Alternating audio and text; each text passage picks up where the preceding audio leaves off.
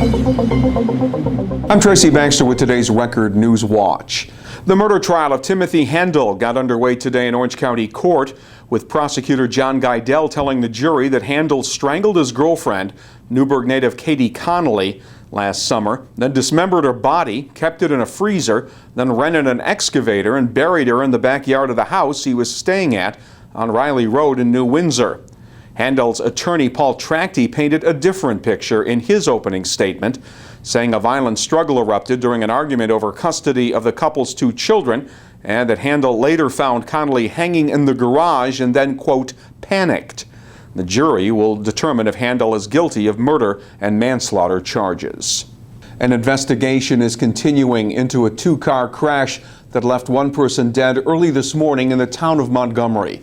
It happened shortly before 5 a.m. at Route 17K and Bailey Road in the vicinity of Valley Central High School, with that section of 17K closed for hours following the fatal collision. Town police were withholding further information pending notification of relatives. Keep checking back here at Record Online for updated information. A new development today in Sullivan County's stolen Torah case. 41-year-old Christopher Colville of Liberty pleaded guilty this morning in Sullivan County Court to the felony charge of criminal possession of stolen property. Colville admitted in court to having the stolen Torah, valued at $35,000, stashed at a residence in Woodridge. The Torah and some cash were taken during a burglary at the Landfield Avenue Synagogue in Monticello back in December. Colville, a registered sex offender, had been a handyman at the synagogue and had done prison time for attempted sodomy and attempted assault. As part of the plea agreement, he'll receive a prison sentence of from 3 to 6 years when he's returned to court in August. Superintendents and board members in almost all of our area school districts had reason to smile today, as one by one school budgets received the approval of local voters last night. In Middletown, the margin of victory was just 60 votes, where a second proposition demanding the state modify and reform its current system of funding public education passed overwhelmingly.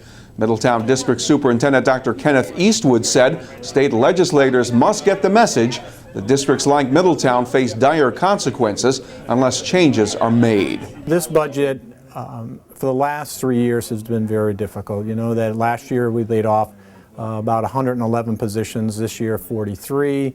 And we know that next year, if the New York State Legislature don't do anything different, that it's going to be, for a better term, a bloodbath in education in New York State next year. So it just seems every year it's getting worse and worse and worse. The resources are getting less, the mandates are getting more. In two Ulster County districts, budgets went down to defeat. In both New Paltz and Highland, voters failed to provide the 60% supermajority each district needed because their budgets exceeded the state's imposed tax cap limit.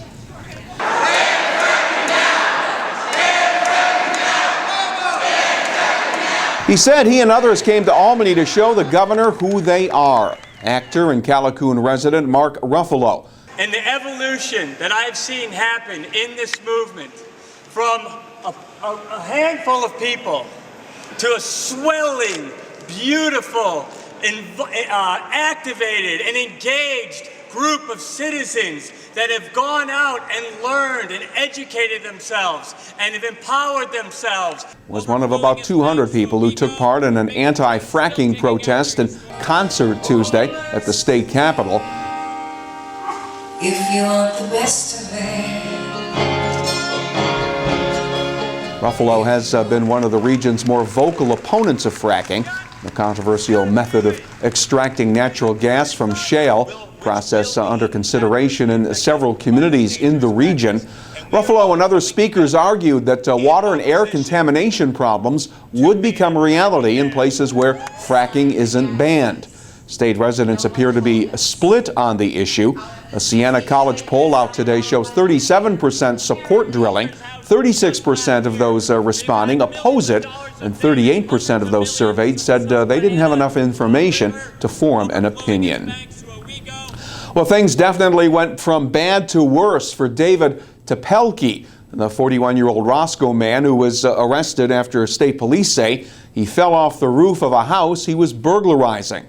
Troopers had been called to the area after getting a report of a car accident. Police say Topelke had driven his car off Riverside Drive in Roscoe and gotten stuck prior to his attempted break-in. He was taken to Catskill Regional Medical Center to get treatment for injuries that included cuts suffered while breaking windows in the residence occupied by an elderly man. After being released from the hospital, Topelke was charged with burglary, possession of a controlled substance, and driving while ability impaired by drugs. And it's been labeled America's oldest schoolhouse, a Town of Goshen building that historians believe General George Washington visited during his time in our area. The schoolhouse dates back to around 1730, and the stone structure has a new lease on life now that 40 BOCES carpentry students have finished up a roof replacement project on this piece of history that sits off Route 17A. Today at BOCES, students and their instructors celebrated the completion of a project that provided some real on-the-job training. Most of the time the juniors are in the classroom working on smaller projects. We were able to take the juniors and seniors out this school year, and I think a lot of them finally realized that what they learned in the classroom they were able to put to use, especially on this project, for a real good cause.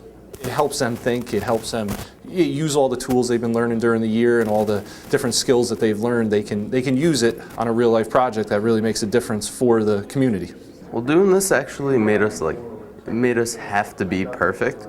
So just sitting down, reading how to do it, you don't really get like the full idea of it. And it's a lot easier once you get out there and start cutting rafters and you see how everything works, and after a while you get the hang of it. The students began replacement of the old leaky roof last October. The menacing chapter of the Daughters of the American Revolution owns the historic schoolhouse, and the student project saved their organization thousands of dollars. Our weather for the next couple of days will help us dry out after all the rain. Thursday will be sunny and pleasant with temperatures reaching the mid-70s, and Friday will be mostly sunny with the highs again around 75 degrees. Start your day with the news you need and the features you enjoy by reading the Times-Herald Record. And when news breaks throughout the day, you will find it right here at Record Online. For Record Newswatch, I'm Tracy Baxter.